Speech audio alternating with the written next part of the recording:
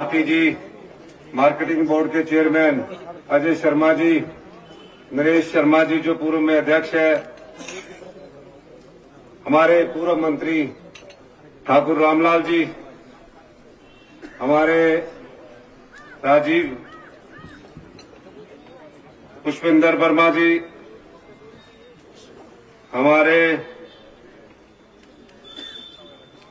नरेश ठाकुर जी पूर्व में अध्यक्ष रहे, एनएसयूआई के प्रेसिडेंट, सभी साथियों, आप जानते हैं कि आज 3 जगह पर कार्यक्रम है और 3 जगह जहां कार्यक्रम है मेरे को अभी वहां 12:30 बजे देरा में जाना है। हमीरपुर में काफी अरसे से एक बड़े बस स्टैंड की मांग चल रही थी और मैंने जब मुख्यमंत्री का पद संभाला तो मैंने पूछा कि हमीरपुर जिले की कौन कौन सी समस्याएं हैं। एक विस्तृत योजना उस समय जो कि विधायक थे उन सब के साथ मिलकर मैंने बनाई। आर्थिक तंगी थी और आर्थिक तंगी के बावजूद भी हमने हमीरपुर जिले में पैसे की कमी नहीं आने दी। चाहे विधायक हमारे सुजानपुर के थे, चाहे बड़सर के थे, चाहे मेवा के थे, चाहे हमीरपुर के थे, योजनाएं बनी और मैंने कहा कि इस जिला को दूसरे बार सौभाग्य प्राप्त हुआ है कि यहां से कांग्रेस का मुख्यमंत्री बना है।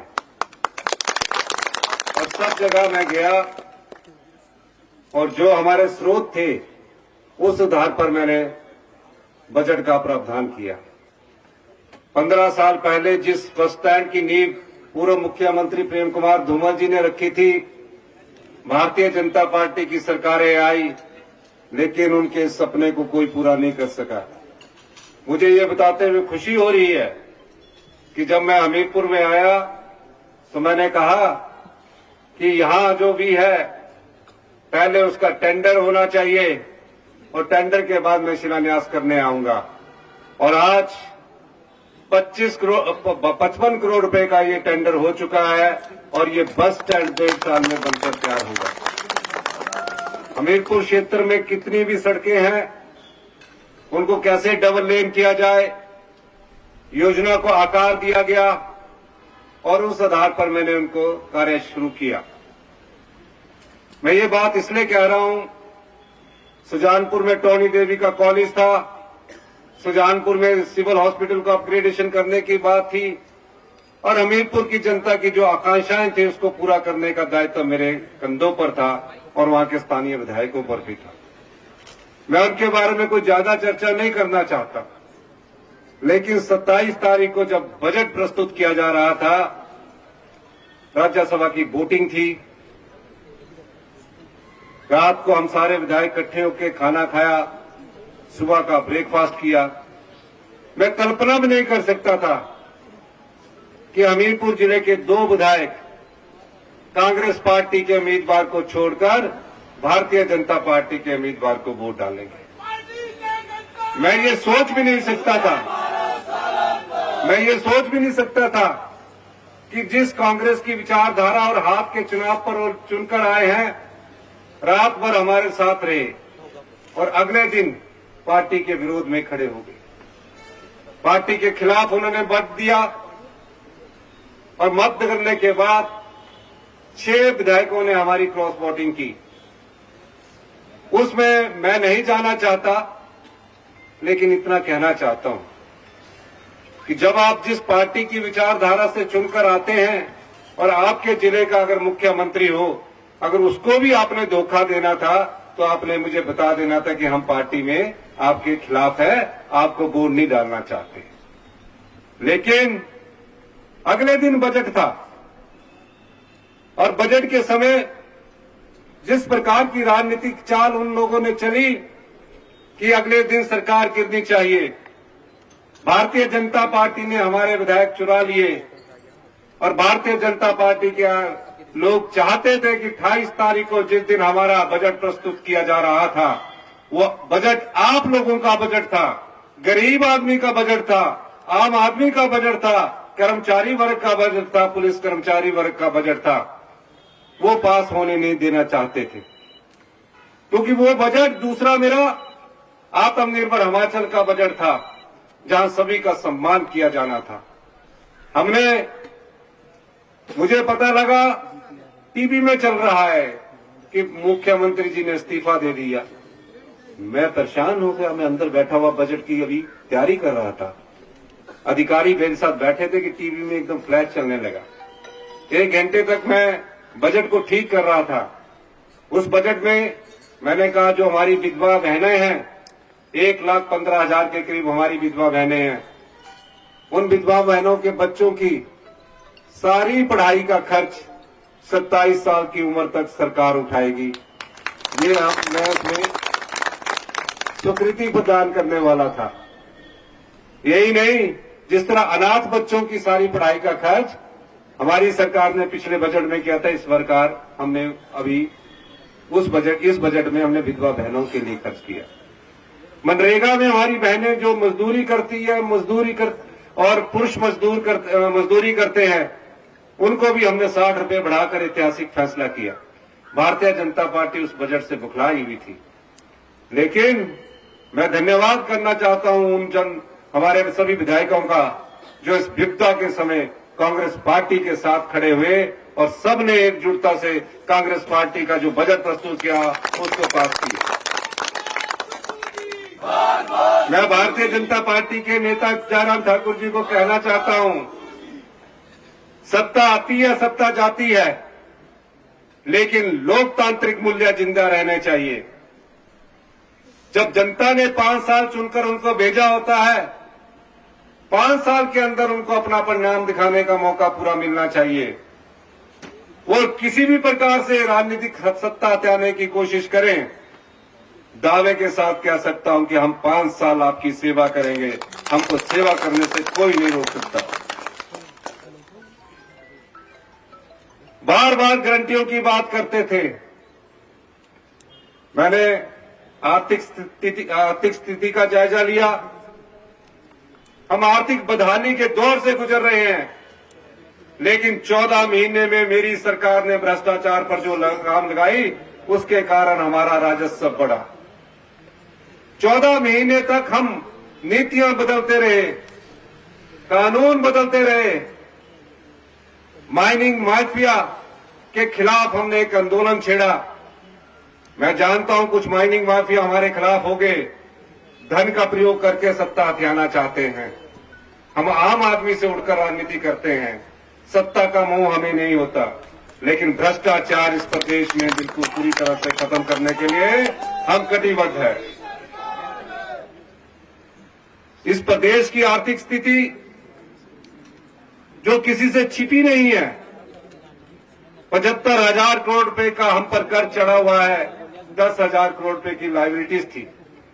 उसके बाद हमने अपने सरकारी कर्मचारियों और अधिकारियों को ओल्ड पेंशन स्कीम दी।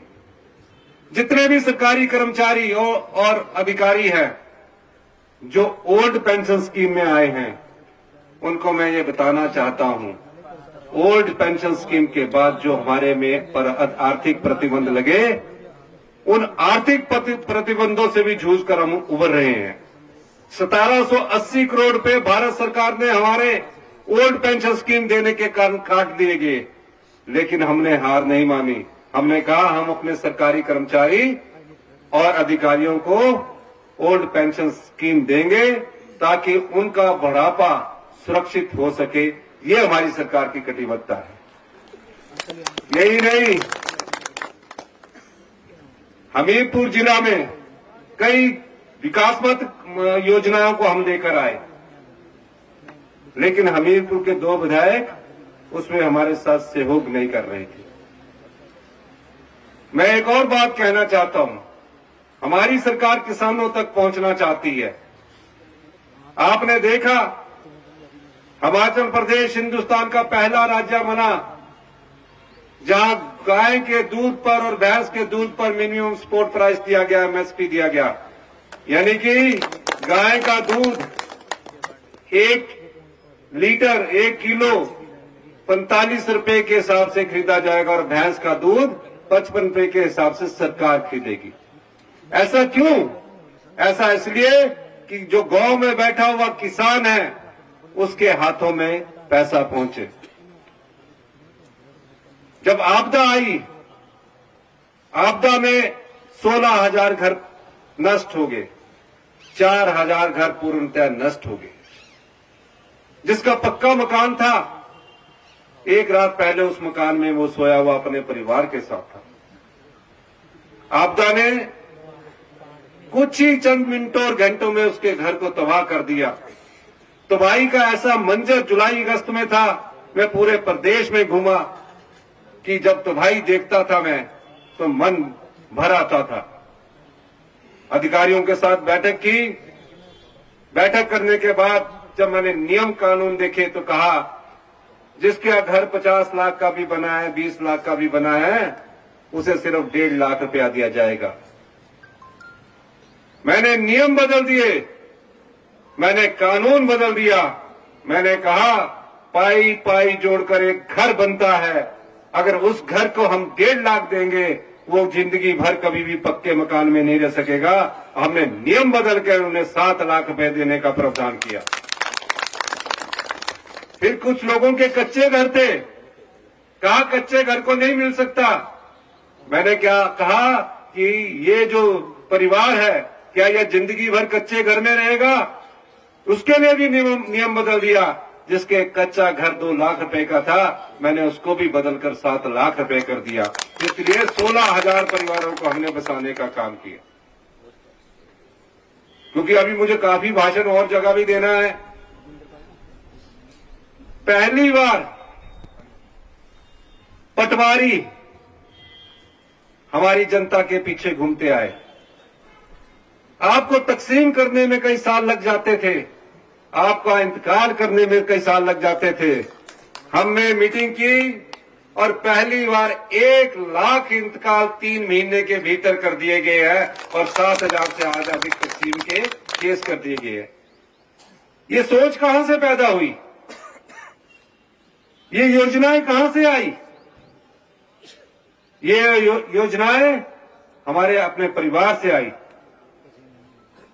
हम किसान के बेटे हैं, कर्मचारी के बेटे हैं।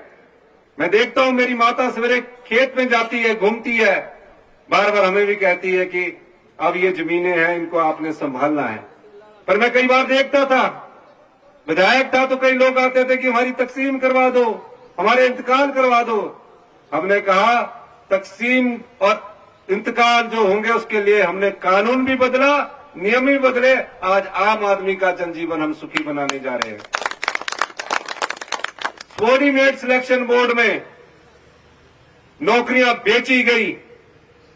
जो युवा को नौकरी मिलनी चाहिए थी उसके साथ अन्याय किया गया। मेरे समय जब मुझे यह पता लगा, हमने जाल बिछाया और पता लगा कि 5-5 लाख 4-4 लाख में नौकरियां बेची गई। मेरे जिले से था। मैंने कहा कि हम भ्रष्टाचार पर करारा प्रहार करेंगे और मैंने सबऑर्डिनेट सिलेक्शन बोर्ड को भंग किया। भारतीय जनता पार्टी के समय आपने देखा होगा इस सबऑर्डिनेशन सिलेक्शन बोर्ड से नौकरियां बेची जा रही थी और वो आंखें बंद करके बैठे हुए थे।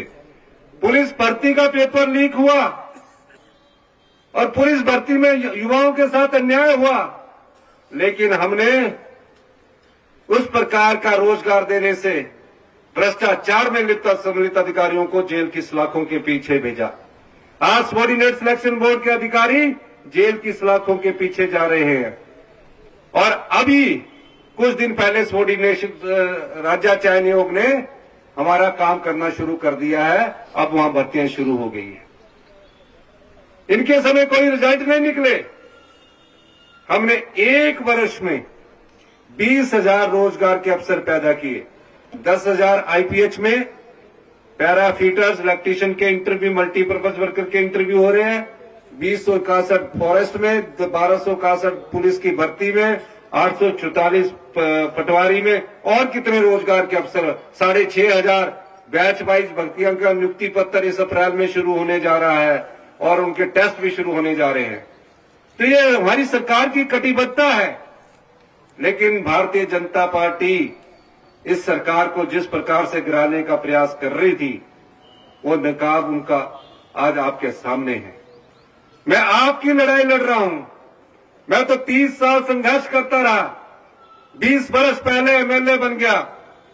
मुझे वीरभद्र सिंह जी ने भी पोर्टफोलियो देने की पेशकश की थी, मैंने कभी नहीं लिया, क्योंकि मैं राजनीति में सेवा भाव से आगे आया हूं। और मैं ये बात इसलिए कहना चाहता हूं, ये कुर्सी कोई मेरी नहीं है, मुख्यमंत्री की कुर्सी कोई मेरी नहीं है।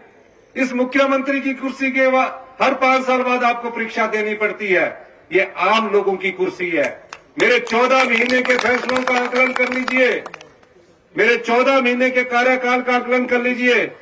उसमें आम जनता की समस्याओं के समाधान निकालने की योजनाओं की नीति नजर आएगी आपको। क्यों? क्योंकि हम आम परिवार से उठकर राजनीति करने आए हैं। आम परिवार का दर्द जानते हैं, किसान का दर्द जानते हैं। इसलिए आज मैं आपसे ये कहने आया हूं, जो लोकतंत्र को कमजोर करते हैं, जो खरीद में अपने आप को बेच देते हैं, आने वाले लोकसभा में आपके पास एक मौका है। आप उस मौका में जनता अगर हमारे साथ खड़ी होगी तो इस भ्रष्ट राजनीति को हम जड़ से उखाड़ फेंकेंगे। आप खड़े होंगे? क्या आप लोग हमारे साथ खड़े होंगे कि नहीं होंगे? दोनों हाथ जरा खड़े करके मैं वादा करता हूं आपको, धन के बल से कुछ लोगों को तो खरीदा जा सकता है, लेकिन हमारी नैतिकता को कोई नहीं खरीद सकता। हम आम लोगों से उठकर आए हैं, आपकी सेवा के लिए आए हैं, और मैं दावे के साथ कहता हूं कि हम 5 साल अपनी सरकार चलाएंगे। आज वो पिछले 7 दिन से जेल में की तरह बंद बैठे हैं, पंचकुला से आगे नहीं आ पा रहे हैं। अगर वो हमसे अनुरोध करते हैं तो हम उनको वहां से भी लेकर आएंगे। हम उनको कहना चाहते हैं कि आप दबाव में मत रहिए, खुले मन से सोचिए। राजनीति में पद की लालसा इतनी ज्यादा नहीं रखनी चाहिए। पद तो आते जाते रहते हैं, और जो व्यक्ति इंसानियत को जिंदा रखता है, ईमानदारी को जिंदा रखता है, नैतिकता को जिंदा रखता है, वो इतिहास बनाते हैं, वो इतिहास में लिखे जाते हैं। यही मैं कहना चाहता हूं। इन्हीं शब्दों के साथ मैं हमीरपुर की जनता को ये बस स्टैंड की जो मांग थी वो 1.5 साल में पूरी करने की आपको वचनबद्धता देता हूं। और महिलाओं को एक और मैं खुशखबरी देना चाहता हूं।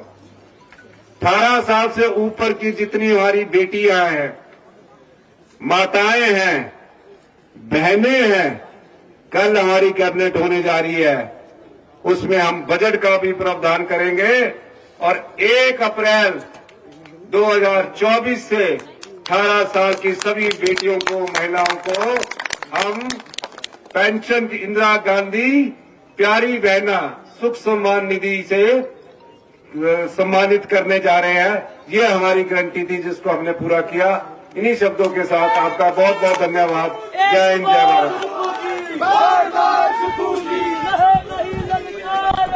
सुकू की सरकार है। सर, और उसके बाद माननीय मुख्यमंत्री महोदय जो है आवाज देवी हमीरपुर से अयोध्या के लिए बस सेवा का शुभारंभ करेंगे, उसको हरी झंडी दिखाएंगे।